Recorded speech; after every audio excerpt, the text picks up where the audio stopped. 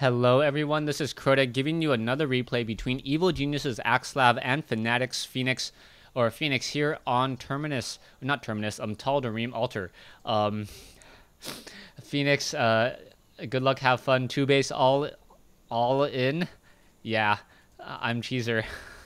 Alright, so apparently both players asking for the opponent's strategy already at the beginning. Both players doing a little bit of taunting here on Tal'Darim Altar.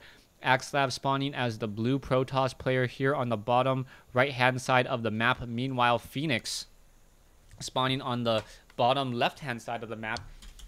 Yeah, spawning on the bottom left-hand side of the map as the red Terran. So Terran versus Protoss here on Tal'Darim Altar.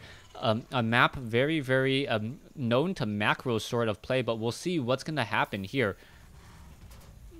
Yeah, we're going to see what's going to happen here, as I believe this is a game in a series. They're talking about the previous matchup, and now we'll see if Fenix goes for the 1-1-1.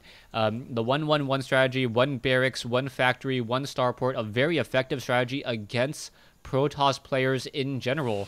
And we'll see whether or not Axslav will be able to respond to it, as we now see a gateway being warped in, and Axslav building rather close to home as opposed to building anywhere near the choke point. And unless Fenix is very careful with his SCV scouting, he may not figure out where his opponent actually is. Now, a very safe build coming in from Axslav so far. Assimilator now being warped in, as well as you can see a command center, refinery being built. And we'll see if Fenix does go for that that classic 1-1-1 build that's been so popular on the Korean servers. One of the reasons why it's such a popular build is that it's able to adapt and build the proper counter units against most Protoss builds, as long as you scout them correctly.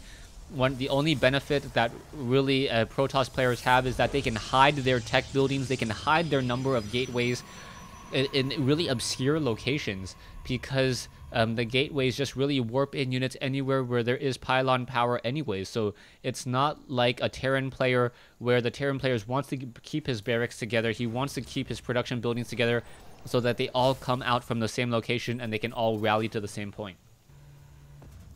Now, Fenix is adding this tech lab here. We'll see if he trains a Reaper first, and if he does train a Reaper, we may see a Reaper fast expansion here. Most likely, though, he'll build the command center close to home, try to oversaturate his main base first before lifting off. Trying to establish this expansion here only off of 1 barracks is rather difficult.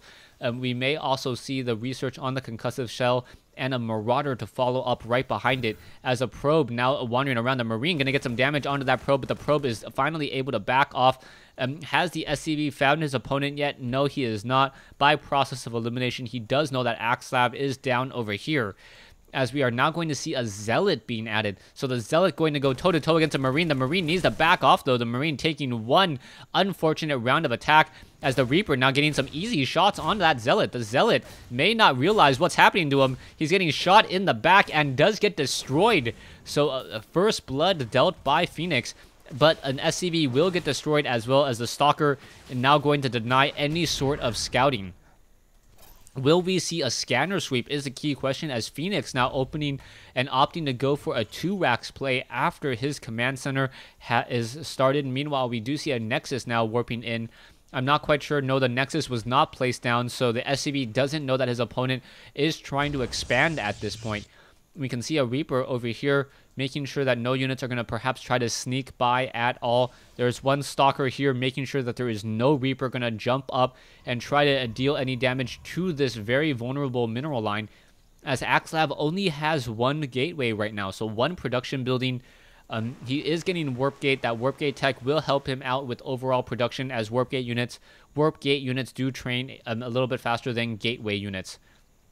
Reaper now being added, the Marauder taking a little bit of damage, and now the Reaper jumping up to that high ground, and that Reaper may be able to get off that kill there. The Marauder's now continuing to try to chase a probe, now trying to make its way over. It does get destroyed as well, and we're going to see 2 Stalkers and a Sentry in this group, and this is going to become very, very bad, as the Marauders, the probes are now going to try to engage. Both sides dealing some damage. The Reaper able to sneak by, and now some probes are going to get destroyed. Another probe does get taken down here. 1 Sentry down over here as well. The Reaper could have gone toe-to-toe with a Sentry, and that would have been a very good trade as the worker kills, 4 worker kills compared to 1. The Reaper now jumping around the backside and getting even more worker kills as well. So Fenix is doing a lot of economic damage even simply by preventing his opponent from doing any mining. The Stalker, however, coming back to finish it off, and down it goes. Now, we are going to get some bunkers. Fenix wants to make sure that he's able to fend off any counterattacks are going to come in. Fenix most likely will be adding another tech lab here, allowing him to train 2 Marauders and 2 Marines every 25 to 30 seconds. There's that tech lab, as we are also getting into that stim pack. We are also getting into that refinery here. So yes, a factory going to be placed down into a starport with the reactor most likely, as we are going to move perhaps into a timing attack. The engineering bay has that level 1 weapons upgrade. We should be getting that combat shield as well as Marines, Marauders, and Stim combat shield, a very, very deadly force. Harvester count. Taking a look now, 39 versus 34. Marines and Marauders once again on the move. More of a force to try to clear out this one Xel'Naga tower. Axslav very smart, using a lower hit point Stalker. And knows that even if he does lose that Stalker, it wouldn't have survived much in the battle anyways. And down goes the Marauder there. Fenix only stimming 1 Marauder and 1 Marine in that engagement in order to chase it down. He doesn't want to weaken all of his units to chase down 1 Stalker there. 675, 550 gas versus 750, 125 gas, 62 food versus 58. Things are pretty much even right now, as Fenix still trying to macro up, and you can see that he's really ramping up his production into what I believe to be a very, very effective harassment and perhaps a very destructive force. Fenix will most likely need anywhere from about 4 medevacs before he really wants to engage at this point. And with 4 medevacs, he can do a drop into the main base, clear out a lot of probes while putting pressure on the front. He does not, however, he does not have the all-important siege tanks that will give him a lot of range coverage. So we'll see whether or not this bio play will simply be enough. He does have the level 1 weapons upgrade, but to Axslav's bonus, Axslav now getting the level 2 armors upgrade. So as long as he chrono boosts this out and he is able to chrono boost that out, he may have an armor advantage over his opponent. Marines and Marauders once again regathering themselves here. 1 gateway, a 2nd gateway now warping in as well. And this is all going to come into a very, very critical battle. Zealots now trying to get that Zealot charge as well. Going to definitely help out. Archon now being merged as the Marauder holds onto this Xel'Naga tower.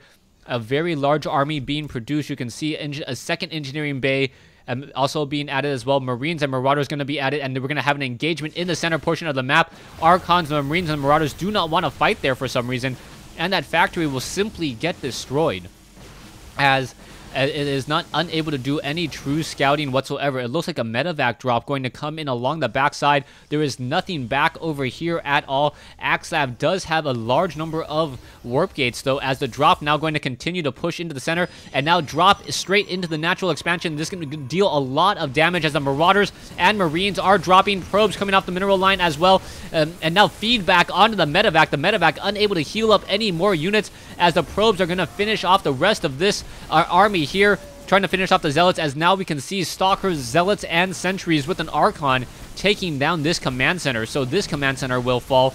The Terran army much, much weaker without really dealing that much damage to the overall economy, 46 to 54. As you now see, the bunkers are going to be established as well. So what is going to be happening here? There are going to be some more High Templars. High Templars are going to be merging into Archons. They do not have Psystorm, and I do not see any Psystorm research at all. There's another Archon being added as well. Level 1 weapons upgrade, and this is going to perhaps be a bit of a flank here. Zealots with charge now going to go ahead and try to engage. Archons are now trying to push their way in as well. Force fields preventing the SCVs. And that was a brilliant play, a 2-base push here. The Archons will be able to push through those force fields if need be, but they do have enough range to deal a lot of damage, and the Zealots are continuing that push, more force fields being added, and Axslav making Protoss versus Terran look absolutely easy, using these Archons before there were any EMP shockwaves to destroy all of their shields, and there's the GG by Fenix. Thanks for watching. Thanks for listening. Hope you guys enjoyed this 1v1 replay between Evil Genius's Axslav and Fenix here on Tall Dream Altar.